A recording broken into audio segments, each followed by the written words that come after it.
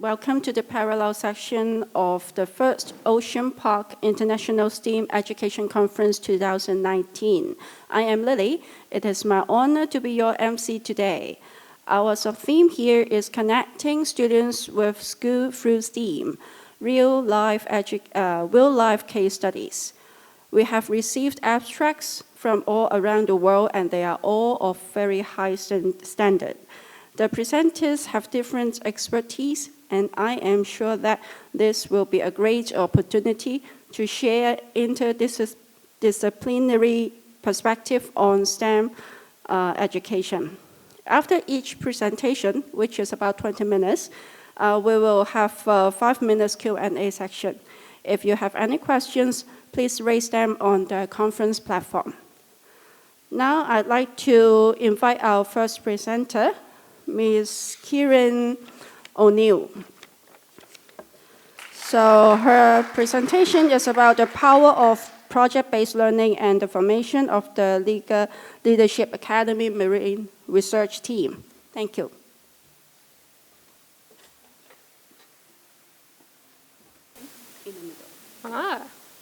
Cool. Okay, hello. My name is Kieran O'Neill. I am a facilitator at Liger Leadership Academy in Phnom Penh, Cambodia.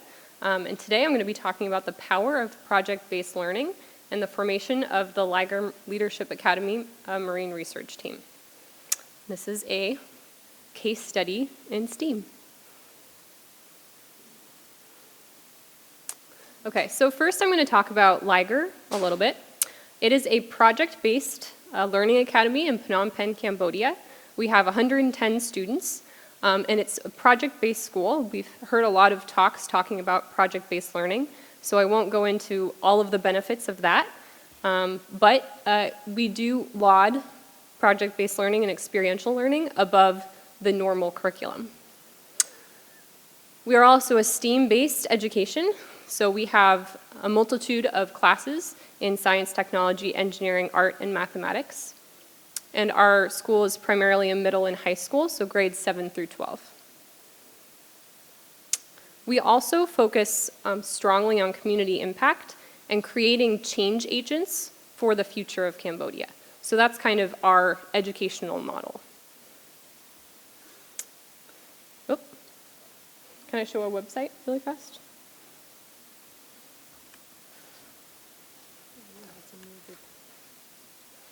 Ah.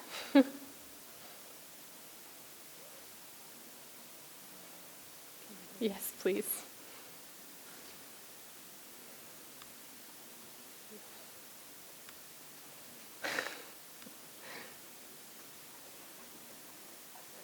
I'm probably the one that needs the STEAM education.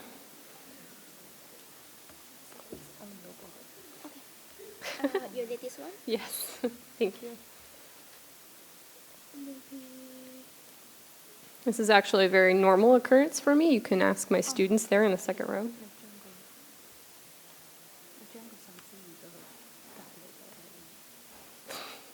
It's okay. We don't need to show, but I'll need to show that later. It's okay. Like we can do this. Okay. Well, I'll show that later. That's okay. I don't need that yet. Sorry. So how do I go back to this?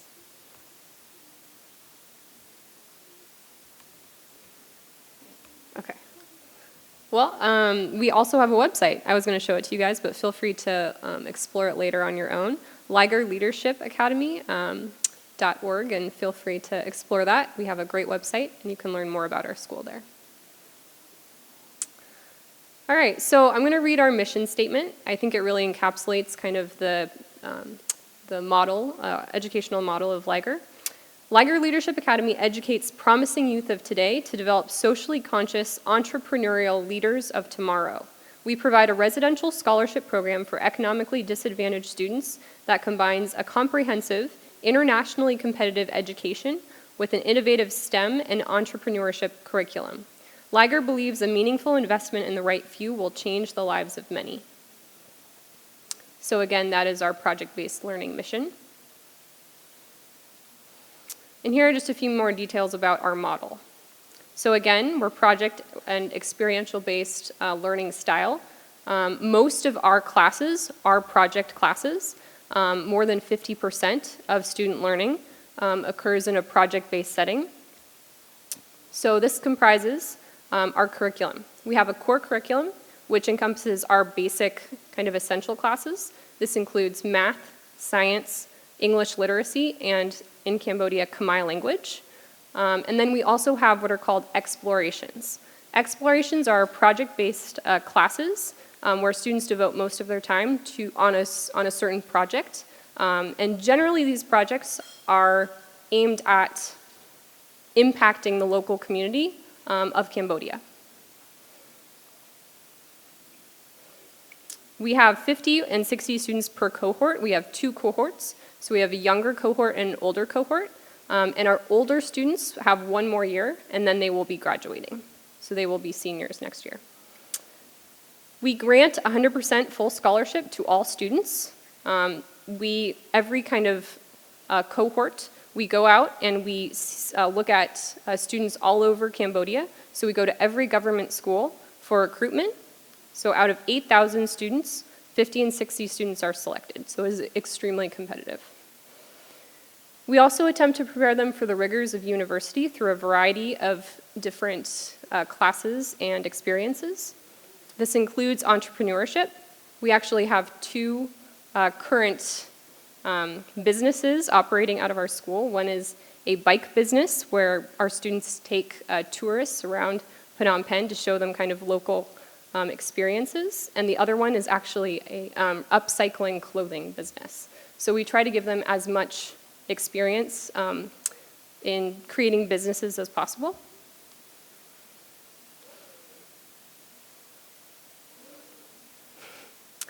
And finally, we are also guided by our core values, which guide attitudes toward learning, and our leadership competencies, which again kind of guide this experiential-based learning model. So you can see up in the top right-hand corner, we have had students participate in numerous competitions all over the world. This was a VEX robotics competition. So we have given our students experiences to travel in addition to doing projects on campus. We also think it's very important for our students to learn how to interact with each other and gain basic life skills. So on the bottom right, you see our students actually cook dinner for themselves. They also have to order dinner for themselves through this online currency on campus. So they are extremely self-sufficient. And then finally, that last picture is a book that they actually wrote and published and illustrated. It is an illustrated guide to the wildlife of Cambodia. I actually have a copy here. So our students, a couple years ago, developed this and published it. I'll show you a couple of the pictures. So they conducted their own research, own illustrations, and we worked with the ministry and actually implemented this book in government schools all over Cambodia.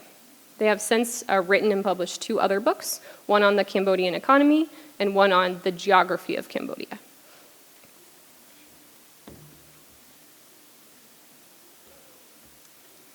So here are just some more numbers,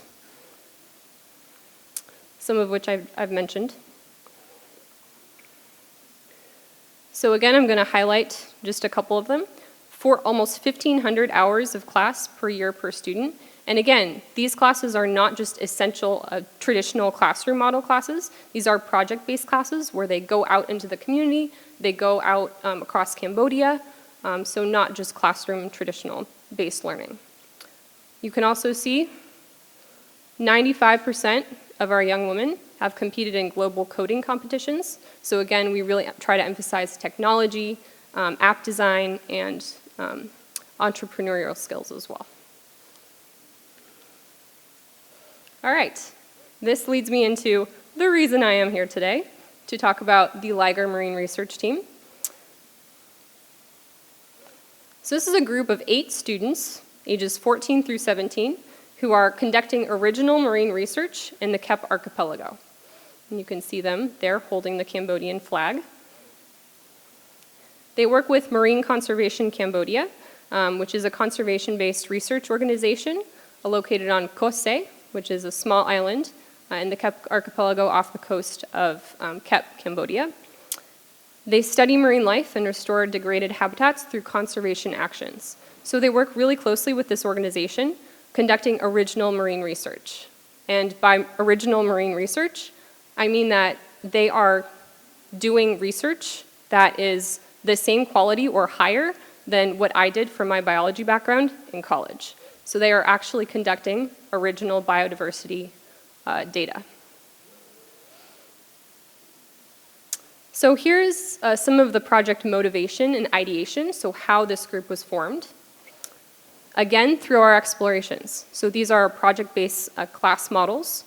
In 2015 and 2017, we had a few students, 25 students, go to Kose to learn about the marine environment down there, learn about different conservation threats and different actions that Marine Conservation Cambodia are taking to restore the marine life in that area.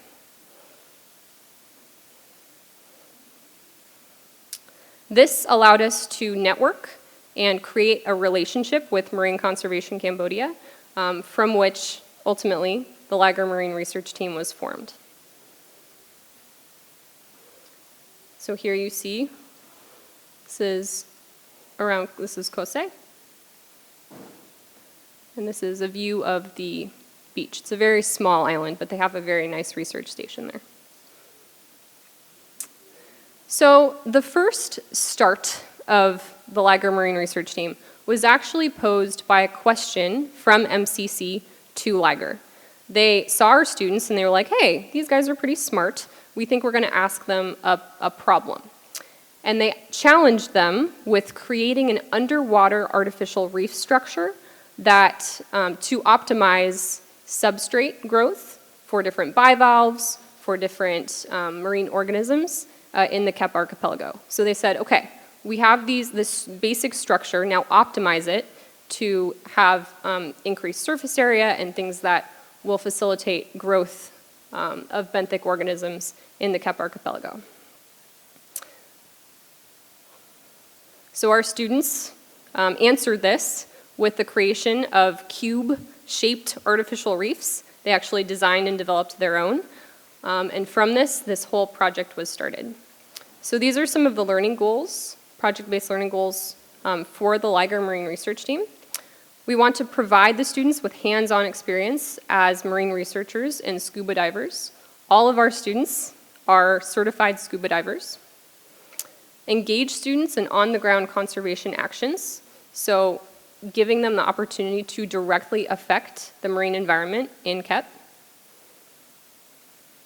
And also empowering them to be change agents for their communities and country. So if you noticed in our mission statement, we said we want to empower them as agents of change in the future. We quickly realized that our students are not just future change agents. They are change agents now, and they have the capacity to help their country and help their communities now as high school students. So I'm gonna go through this pretty quickly. So conservation means understanding the problem, implementing and monitoring the solution, hands-on action, inspiring the next generation, field research, spread awareness. The reason I put this slide on here is I didn't actually make this slide. This slide is something that our members of the Lemert team actually created for another one of their presentations. So this is their understanding of conservation. So I just wanted to share that with you all. So as you can see, it's a very holistic understanding of what conservation means. Just really quickly, this is the timeline. So 2016, 2017, they self-identified as having an interest in marine biology. Marine biology is not very well known or well studied in Cambodia yet, so they are the pioneers of marine research. In 2017, January, they applied for project fundraising and they received $15,000 through the Lagunsa Foundation. That fall, they then underwent scuba certification training, very intense. They went down every month to the island and are now certified open water scuba divers. Is that correct? Yeah, I had to ask them. They also did species and substrate training and learned how to do survey, so underwater biodiversity monitoring. And then in January through May of 2018, they conducted their first baseline surveys of the area and deployed their first artificial reef structure. They have since, just this past January through May, conducted their second field season, where they have deployed a second structure and are continuing to monitor the first. We also write end-of-year reports after every field season. All right, so this is just a little bit on the project structure. Basically, they are deploying and monitoring artificial reefs shaped like this, which was kind of a variation of their original design. And they worked very closely with MCC on designing and optimizing the surface area and structure of that. And they conduct biodiversity surveys once a month during the field season. And this takes about a week to do. This will ultimately be a 3-year project. So they will end next year as seniors. So these are just a few of the stakeholders. I'm going to go through these very quickly. Okay, so here are some of the field experiences. This is really what I wanted to talk about today. So reef monitoring. This involves them scuba diving, so going down and conducting triplicate underwater surveys, so counting the number of fish, counting the number of invertebrates, and the substrate, so what does the bottom look like? They have to do this in triplicate, so every time they go down, they have to do 3 passes of their transect line for every research site that they have established. It's really fun for me because I am actually not a scuba diver, so I'll be snorkeling above them and I'll feel their bubbles in my face. But they'll come back up and they'll be talking about all of these different fish species that they saw. Oh, we saw a golden trevally, we saw a jack, we saw this, we saw that. And I'm like, really cool. I don't really know what any of those are, but good job, guys. So they are fully on the experts here. So they also do a lot of direct conservation work in addition to their artificial reefs. They create bamboo structures, which are called clusters. If you saw their presentation on Thursday, you'll know what they're talking about. They actually won the design action competition here at Ocean Park for this design. This involves building concrete for the underwater artificial reef structure, but also assembling these bamboo and rope structures that float on the surface to create a vertical habitat. You can see a picture of this here. And they're doing all of this. They also work very closely with MCC on a number of other conservation projects. One of them is a marine mammal project where they monitor resident Irrawaddy dolphin populations. They go out and do boat-based and land-based surveys for 3 hours. So they're also getting a lot of training in other kinds of conservation and marine research opportunities out there.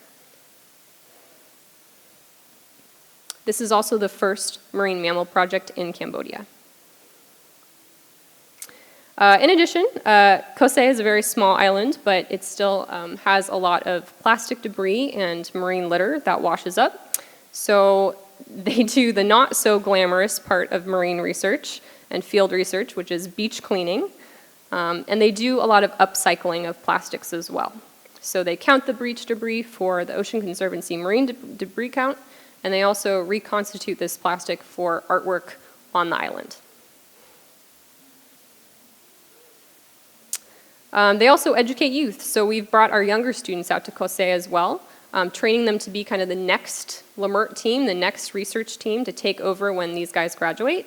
And they teach them snorkeling, how to identify different species, how to survey, and they haven't quite gotten to the scuba diving part, but hopefully that will happen next year. And just inspiring stewardship overall. So again, this is very collaborative between different student groups and between different ages. Social media is very important. Every time they go out, they have to do a Facebook post for Marine Conservation Cambodia. They post on, report on research updates and just everyday activities. Again, this includes the good side of research and the not so good side of research. Sometimes they have great conditions and they're able to do their surveys, and other times they're not. and they have to report that for the wider audiences.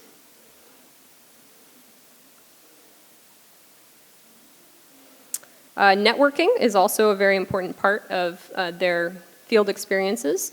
Often at COSE, lots of different people, have lots of different volunteers, lots of different visitors from all over the world. We'll have ministry officials, people from the fisheries department come out routinely. We've spoken with fishermen, local fishermen. We actually share an island with the police station as well, so they've interacted with the police, and MCC and Lamert have a good working relationship with them as well. In addition to the field experiences, we have global experiences. So we have had our team go all over the world presenting their research. So just last June, some of our students went to the International Marine Conservation Congress in Kuching, Malaysia. They were the youngest attendees. They received very high feedback, high praise for their research. And it also led to a few other unexpected outcomes. They started a podcast called Speak for the Blue, which I think was started by somebody else, and they asked the Liger Marine Research Team to contribute to that. And they were also offered the donation of an ROV, or underwater remotely operated vehicle. This last December, they also attended the East Asia Seas Congress in Iloilo City, Philippines. Again, they were the youngest attendees by several years, and they worked with other international youth on conservation actions internationally. And finally, we are here today because of the Ocean Park International Conservation STEAM competition, which they participated in. They submitted their design for the Conservation Anti-Trawling and Fish Aggregation Device, which is their artificial reef and cluster, and they actually won the action competition for that. Classroom experiences. For this particular project, it's basically doing your data analysis. So they enter their biodiversity data, they run statistical analyses, they represent their data, they research unknown species, and then they also apply to different opportunities, different grants, different conferences, etc. So this is where I'm the most helpful, but really, again, they're the experts here. So really quickly, I'm going to finish by talking about the impacts of project-based learning. There are 4 general categories that I've identified. Conservation impact, they're directly improving KEP's marine ecosystem. So again, through these simple, effective solutions, through the artificial reef and cluster design, it acts as an anti-trawling device and also demarcates the marine protected area in that location. And if you have further questions about that, you can actually ask them themselves. It also provides habitat for local species. So again, they're providing the ecosystem services. They're providing habitat for local species to regenerate in that area. There's also a community impact, restoring populations of those commercial fish species. So catfish, jack, rabbitfish, and cardinalfish are just 4 of the species that we've seen increase in population since they've deployed their structures, which are very important for local fisheries. They're boosting the local economy and again, enhancing the livelihoods of fishermen in the area. They also have a regional and global impact. They're spreading awareness of marine life in Cambodia and also conservation actions that are happening in Cambodia as well. So they are really on the forefront of this for Cambodia all over the world. They're also empowering youth in STEM, and this is both for Liger, for the rest of their peers at the school, in addition to other youth both in Cambodia and around the world. And then personal impacts. They are numerous, and it's been really fun for me to see them grow over the last 2 years as marine researchers, as divers, as researchers, and just as people. It's been very, very cool for me to observe. So they are conducting real-world research, as I mentioned. They're often in uncertain situations. Diving is very scary. It looks very scary to me.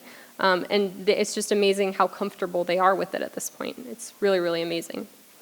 They also have grown as a family. So they collaborate every day. They have had to hone their communication skills.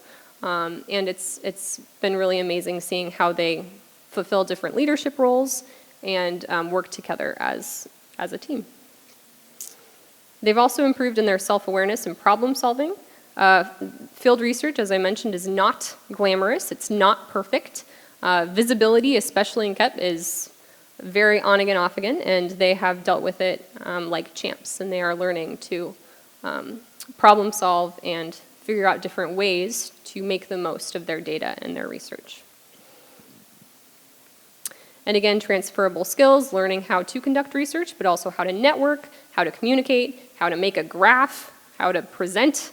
All of these are skills that will benefit them later in life.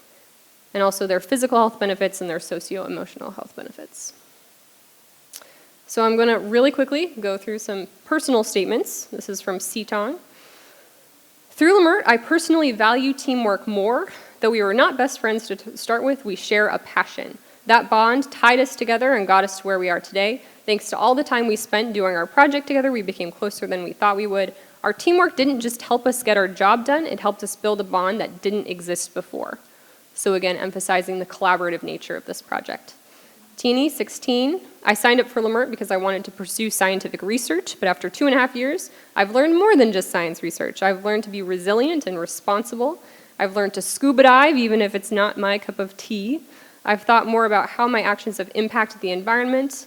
I've also realized that conservation involves so much more than just implementing a solution. It's understanding the problem, monitoring the solution, raising awareness, and inspiring other people to take action. So again, a very holistic understanding of conservation. Rika, 15. 14. I don't know why that was not changed. 14. She's 14. Throughout these 2 years of involvement and contribution, I'm constantly pushing and putting myself in many uncomfortable situations. For instance, scuba diving. But I wouldn't have known where my passion lies if I didn't try. This growth has spurred me to have ambitions and the urge to do bigger things and create bigger impacts.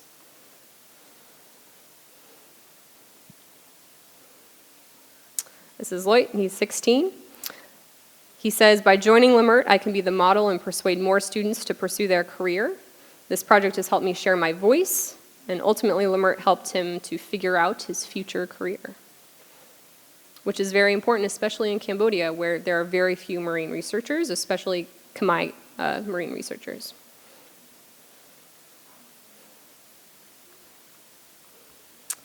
This is from Veng Hoa, he's 17. It is my honor to be one of the first teenage marine researchers in my country. LMIRT has elevated his passion about the marine ecosystem.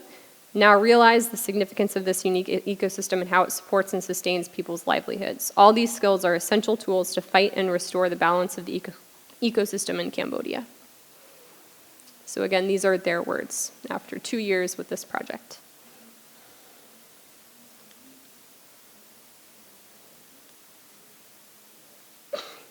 Okay. Very quickly, offshoots and unexpected benefits of this project. We've had several other projects that have arisen as a result of this collaboration. Just naming a couple. This is a CubeSat. This is a satellite. We met a former Boeing engineer out at the island. His name is Doug Bender. He actually works in attitude control, which is the same as Dr. Erickson, if you saw her keynote. She works for NASA, but he worked for Boeing. And he fell in love with Liger and the students when they were out there. He came and visited our campus, and he said, hey, why don't you guys create a satellite?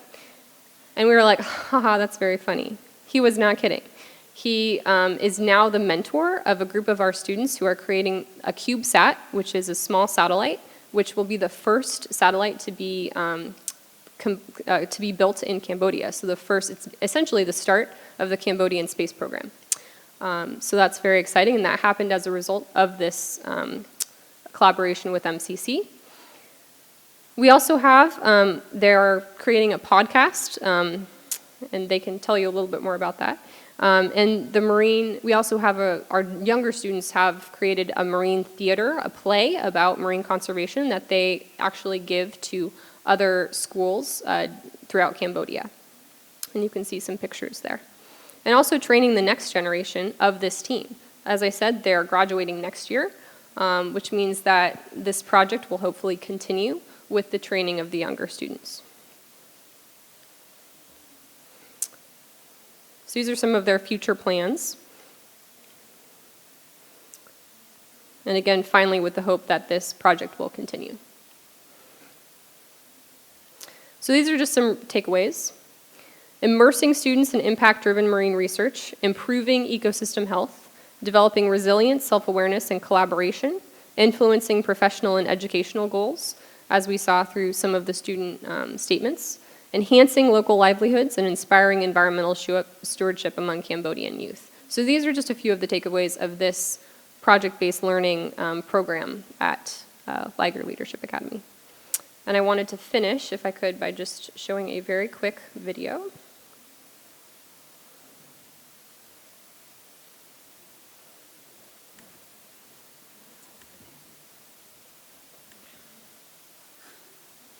This one? Not this one. Yes.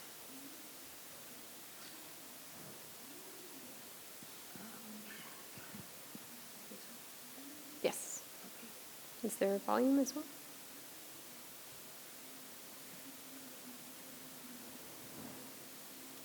Thank you. All right.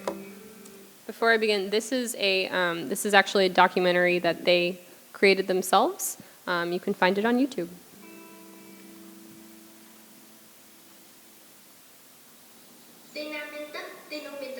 This is a Khmer proverb that means wherever there's water, there's fish. But that's not the case anymore.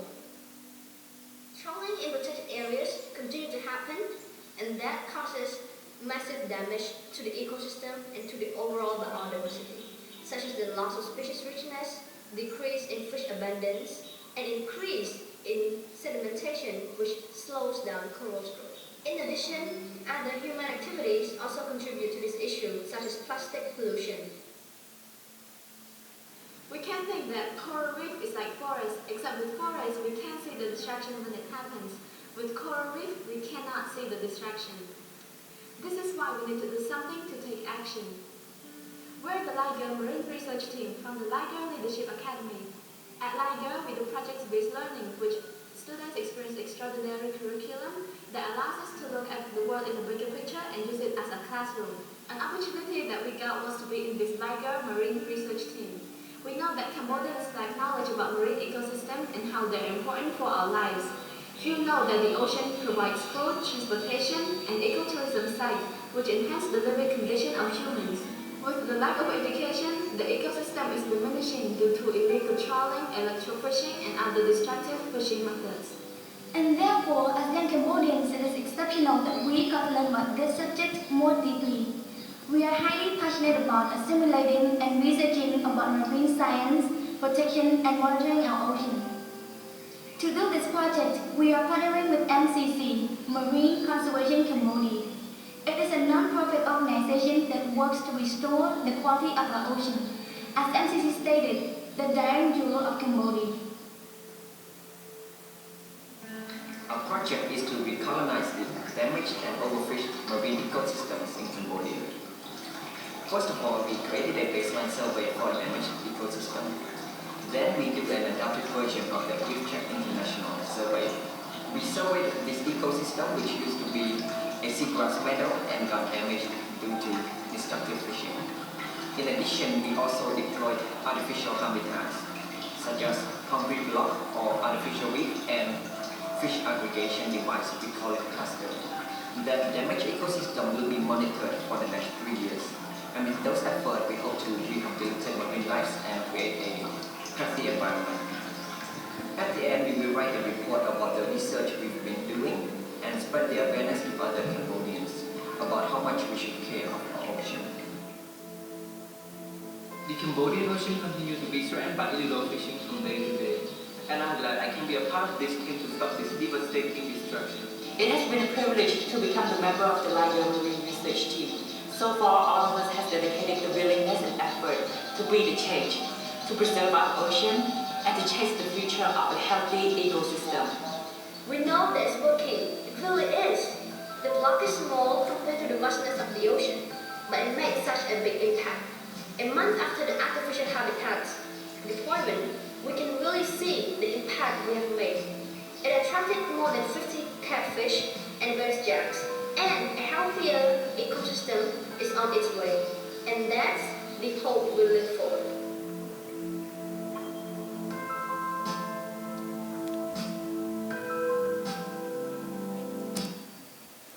Okay, so that was, again, written and directed by them. They are very talented. How do I get back to? Sorry, thank you.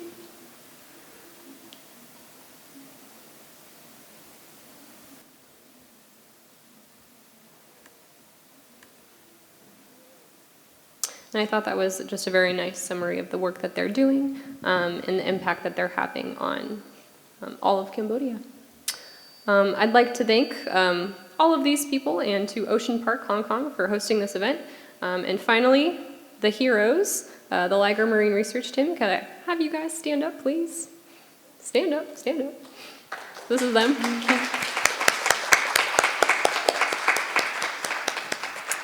They're heroes for marine research and for Cambodia, and I am privileged to know and be able to facilitate them. So thank you for listening. I'm sorry I'm a little bit over time, but thank you. Thank you, Ms. Kieran O'Neill. Well, I think it's a very amazing scheme, and it's very touching to see all the members in the team. They really love the ocean, and they enjoy what they did in the scheme. So although we are a little bit running out of time, actually we have lots of feedbacks from the audience. I believe you can exchange your ideas with them after the parallel section. So thank you again. Thank you.